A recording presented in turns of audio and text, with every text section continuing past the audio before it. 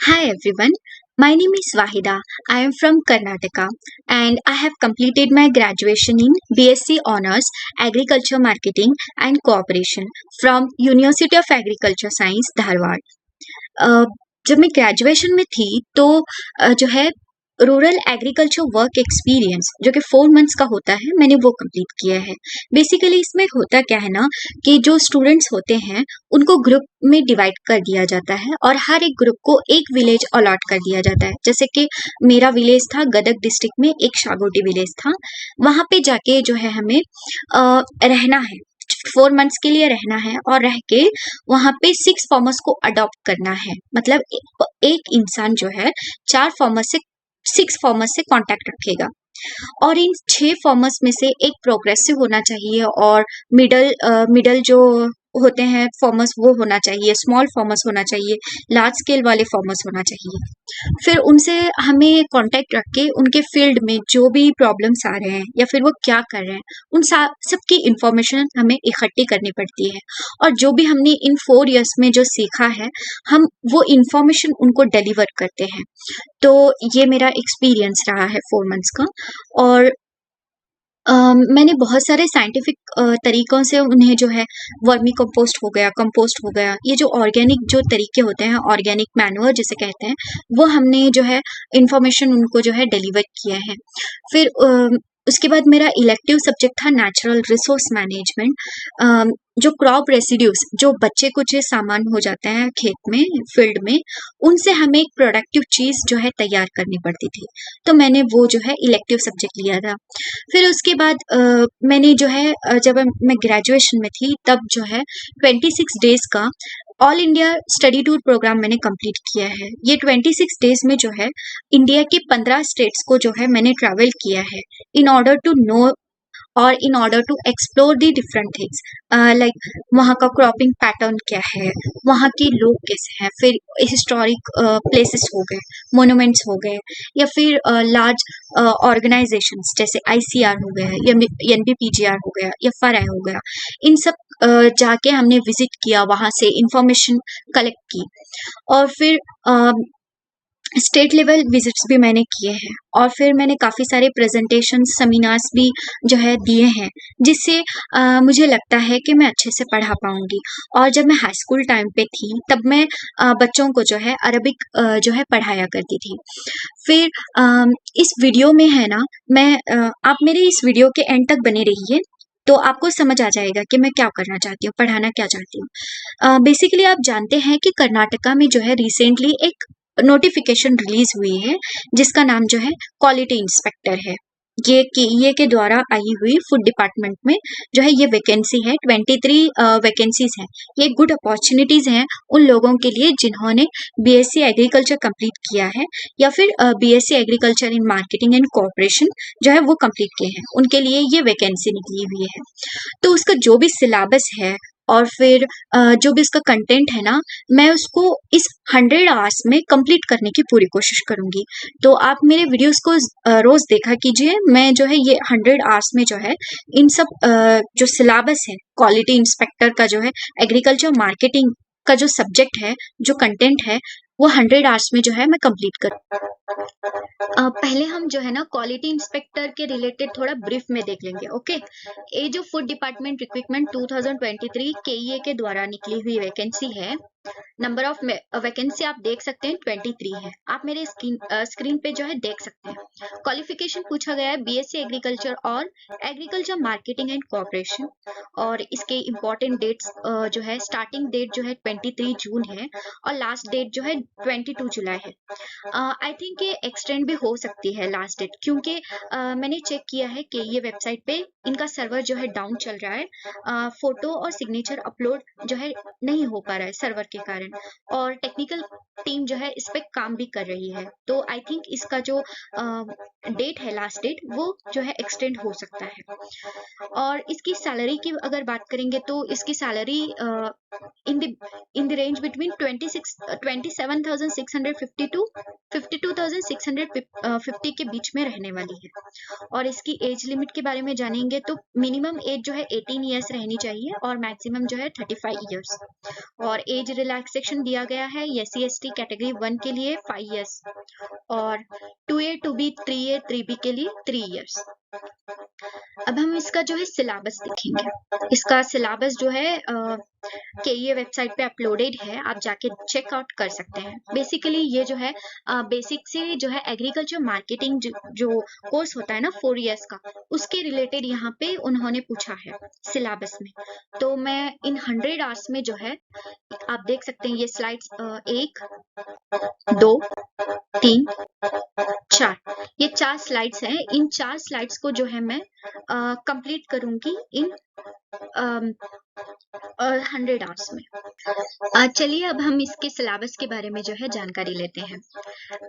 ये जो पहले के 3 पॉइंट्स हैं वो मैंने ऐड किए हैं क्योंकि हमें जानना है कि एग्रीकल्चर होता क्या है और इसकी इम्पोर्टेंस क्या है एग्रीकल्चर मार्केटिंग की, और एग्रीकल्चर मार्केटिंग किसको कहते हैं। तो मैंने ये 3 पॉइंट अपने और से ऐड किए हैं, लेकिन जो ऑफिशियल वेबसाइट में जो सिलेबस जो है अपलोडेड है वो food grain production in country वहां से स्टार्ट है। तो आप देखिए यहाँ पे सिलेबस में पढ़ के सुनाती हूँ आपको। Food grain production in the country background, morphology of cereals, wheat, rice, paddy, etc., their constituents and milling procedures. Pulses, their important varieties, constituents, milling procedures. General problems of storage of food grains at commercial or farm level. Food policy of India, a profile, a procurement, storage, distribution. Milling, processing, packaging of food grains and their finished products. Factor responsible for deterioration of food grains in storage: insects and mites, rats, fungi and microorganisms, birds. Insect pests of stored grains and mild products. ये जो है syllabus है। और next slide में भी देख सकते हैं आप, यहाँ पे भी सिलेबस है। Control method of stored grains, insect pest, control of vertebrates, pests, rats, bandicoats, birds, etc. Toxic contaminants in food, their effects and prevention. Pesticide contaminants, tolerance, limits of residues, antidotes, and precaution for safe handling of pesticides. Source and detection of insects infestation in stored grains. Principle of scientific godown construction. Metallic and non-metallic storage structures. Pesticide formulations, their physical, chemical, and biological properties, method of handling, application, and their efficacy. Role of moisture in godowns is measurement in food grains, godown management, and code of storage practices. Principle of godown, sanitation and hygiene, fumigation of food grains by different fumigants and use of safety equipments, handling and transportation of food grains, inspection of food grains, terminology, necessity and utility, sampling techniques and grading of food grains, grain quality during storage of food grains, that is categorization, classification and grain designation, etc. Uniform specification of rice, paddy, maize, ragi, jawar, etc. at the time of procurement, issuable and non-issuable stocks. Damaged food grains, their categorization and disposal procedures, Consumer Protection Act and its importance, Food Safety and Standard Act and its importance, Insecticide Act and its importance, Minimum Support Price and Central Issue Price, their importance, issue of food grains to state government and their agencies for TPDS and other welfare schemes. Basic computer knowledge in MS office. ये हो गया quality inspector का syllabus. और जो है मैं इसके साथ ही साथ ये जो सिलेबस मैंने जो आपको बताया है वो 100 आवर्स में मैं कंप्लीट करूंगी, और इसके साथ ही मैं प्रीवियस ईयर क्वेश्चन पेपर जो भी हैं उसको सॉल्व करूंगी, और फिर MCQs जो है वीकली बेसिस पे MCQs होंगे, और current affairs related to agriculture जो भी होगा उसके रिलेटेड वीडियोस बना के भी मैं अपलोड करूंगी इन 100 आवर्स में। मेरा टारगेट है इस होल सिलेबस को 100 आवर्स में जो है कंप्लीट करना, क्योंकि केईए के द्वारा जो है जो भी नोटिफिकेशन आई है वो हो सकता है कि 3 to 4 मंथ्स में जो है इसकी एग्जाम कंडक्ट कर दी जाए। तो मेरा मकसद ये है कि मैं इसको 2 मंथ्स में कंप्लीट करूं। ये जो पेपर 2 में आता है, पेपर 1 जो है जनरल नॉलेज के रिलेटेड होता है, जहाँ पे जनरल साइंस और हिस्ट्री हो गया, ज्योग्राफी हो गया, इकोनॉमिक्स हो गया, करंट अफेयर्स हो गए, वो सारे पूछे जाते हैं पेपर 1 में। और पेपर 2 में जो है ये स्पेसिफिकली एग्रीकल्चर मार्केटिंग का जो सब्जेक्ट है, सम बेसिक कंसेप्ट जो भी हैं जो कि मैं पढ़ के सुनाई है अभी आपको, उस पे जो है क्वेश्चंस पूछे जाएंगे। तो आप मेरे वीडियोस को रोज देखा कीजिए, आपको जो है इससे नॉलेज मिलेगा। चलिए, अब पहले हम जो है पहला जो टॉपिक था हमारा एग्रीकल्चर, इसको जानते हैं। एग्रीकल्चर होता क्या है, एग्रीकल्चर का मतलब क्या है? अगर हम पहले देखेंगे ना, पहले जमाने में एग्रीकल्चर मतलब क्रॉप उगाना, मतलब खेती बाड़ी करने को सिर्फ एग्रीकल्चर कहा जाता था। लेकिन आज के जमाने में एग्रीकल्चर का मतलब सिर्फ खेती बाड़ी करना नहीं है, बल्कि एग्रीकल्चर का मतलब ये भी है, इसमें ये भी इंक्लूडेड है कि rising the crops, life stock हो गए, पोल्ट्री ब्रीडिंग हो गया, फिशरीज हो गया, एनिमल हस्बेंड्री हो गया, ये जो सेरिकल्चर हो, ये सारे इंक्लूडेड हैं एग्रीकल्चर में। तो एक ब्रॉडर सेंस बन गया है। तो बेसिकली एग्रीकल्चर जो है कंसिस्ट ऑफ 2 लैटिन वर्ड्स, आप मेरे स्क्रीन पे देख सकते हैं। इसमें जो है 2 लैटिन वर्ड्स होते हैं। पहला है एग्रिक और एगर, जिसका मतलब होता है सॉइल, और दूसरा जो वर्ड है वो कल्चर, मतलब कल्टीवेशन, सॉइल कल्टीवेशन। एग्रीकल्चर का मतलब क्या है? Soil cultivation. ये जो लैटिन वर्ड है, अगर ग्रीक वर्ड होता तो एंड वर्ड जो है वाई से एंड होता, जैसे एग्रोनॉमी। एग्रोनॉमी किस लैंग्वेज से लिया गया है? वो ग्रीक लैंग्वेज से लिया गया है। लेकिन एग्रीकल्चर किस लैंग्वेज से लिया गया है? वो लैटिन वर्ड्स है, उसमें लैटिन वर्ड्स है। 10 डेफिनेशन देखेंगे। 10 agriculture is an art and science both in which we study all the human activities related to use of soil. ठीक है ना? सॉइल के रिलेटेड हो गया, रेजिंग द क्रॉप्स हो गए, और सॉइल को एनहांसमेंट करने के लिए, उसकी प्रोडक्टिविटी बढ़ाने के लिए हम क्या यूज करते हैं? काउ डंग यूज करते हैं, मैन्योर्स यूज करते हैं। तो उसके रिलेटेड भी हमें इंफॉर्मेशन यहाँ पे जो है पढ़नी पड़ती है। जैसे कि ब्रांचेस ऑफ एग्रीकल्चर, नेक्स्ट जो है कंसेप्ट है branches of agriculture. There are lots of branches in agriculture, जैसे कि एग्रोनॉमी। एग्रोनॉमी का मतलब क्या है? एग्रोज मतलब field, nomos means to manage, field management को जो है एग्रोनॉमी कहा जाता है। यहाँ पे वाटर हो गया, क्रॉप हो गया, इन सब का मैनेजमेंट जो है, जैसे कि पैकेज ऑफ प्रैक्टिसेस हो गए, जैसे क्रॉप को कैसे उगाना है, पहले सोइंग से लेकर, लैंड प्रिपरेशन से लेकर, हार्वेस्टिंग और टिल मार्केटिंग, ये सारे एक्टिविटीज आते हैं।